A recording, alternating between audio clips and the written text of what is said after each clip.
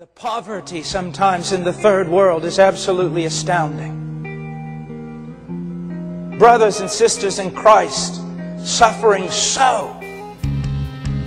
But when I come back to the States, I see something. I see that we as Americans are the wealthiest Christians who ever walked on the face of the earth. We are the most protected Christians that ever walked on the face of the earth, and yet we are the emptiest Christians who ever walked on the face of the earth. You go into a so-called Christian bookstore today, 75% of the books that are there are dealing with how empty we are. And why are we empty? We're empty for the very reason Jesus never was empty. He said, I have food to eat that you know not of. My food is to do the will of my Father. More and more and more, the evangelical church is becoming humanistic. Everything is about man.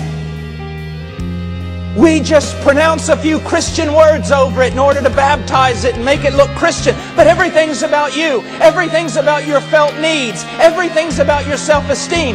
No! That is an endless pit that will suck every ounce of life out of you.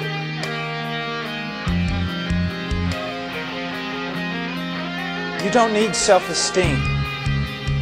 You need the knowledge of God.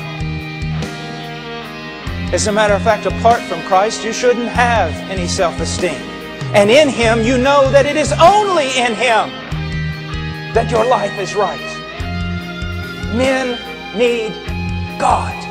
And they need to be turned toward God. And only then will their lives be corrected. It's all about Him. Your heart beats for Him. You were given breath for Him. You were given strength for Him. You were given a mind for Him. You were given everything you were given for Him. And it is only by living for Him that you're ever going to find purpose or meaning. And even in that you will not find purpose and meaning if your goal is to find purpose and meaning. For your goal should be His glory. Even if to attain that glory, every bit of purpose is destroyed in your life. It's all about Him.